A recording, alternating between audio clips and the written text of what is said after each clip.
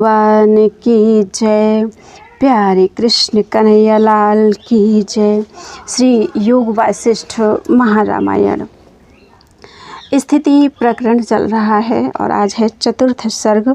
वशिष्ठ जी बोले, हे राम जी, इंद्रियों का जीतना मोक्ष का कारण है और किसी क्रम तथा उपाय से संसार समुद्र नहीं तरा जाता।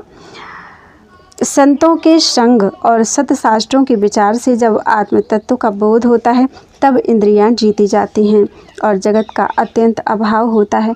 जब तक संसार का अत्यंत अभाव नहीं होता तब तक आत्मबोध नहीं होता। यह मैंने तुमसे क्रम कहा है, सो संसार समुद्र तरने का उपाय है। बहुत कहने से क्या है, सब कर्मों का बीज मन है। मन में छेदे से ही सब जगत का छेदन होता है। जब मन रूपी बीज नष्ट होता है तब जगत रूपी अंकुर भी नष्ट हो जाता है। सब जगत मन का रूप, इसके अभाव का उपाय करो। मलिन मन से अनेक जन्म के समूह उत्पन्न होते हैं और इसके जीतने से सब लोगों में जय होती है। सब जगत मन से हुआ है, मन के रहित हुए से देह भी नहीं भासती।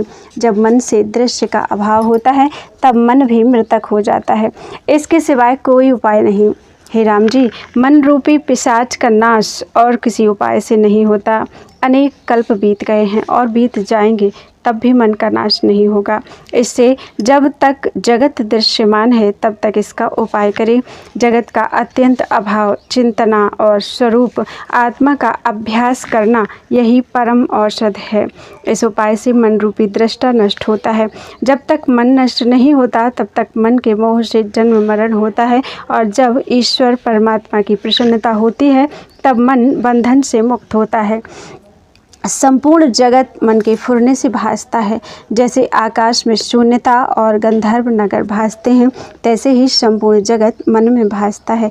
जैसे पुष्प में सुगंध, तिलों में तिल, गुणी में गुण और धर्म में धर्म रहते हैं, तैसे ही यह सत असत, स्थूल सूक्ष्म कारण कार्य रूपी जगत मन में रहता है। जैसे समुद्र में तरंग, आकाश में दूसरा चंद्रमा और मरुस्थल में मृग तृष्णा का जल फुरता है, तैसे ही चित्त में जगत फुरता है। जैसे सूर्य में किरणें, तेज में प्रकाश और अग्नि में उष्णता है, तैसे ही मन में जगत है। जैसे बर्फ में शीतलता, आकाश में शून्यता और पवन में स्पंदता है, तैसे ही मन में जगत। संपूर्ण जगत मन रूप है, मन जगत रूप है और परस्पर एक रूप है। दोनों में से एक नष्ट हो तब दोनों नष्ट हो जाते हैं। जब जगत नष्ट हो तब मन भी नष्ट हो जाता है। जैसे वृक्ष के नष्ट होने से पत्र, टास, फूल, फल नष्ट हो जाते हैं और इनके नष्ट होने से वृक्ष नष्ट नहीं होता।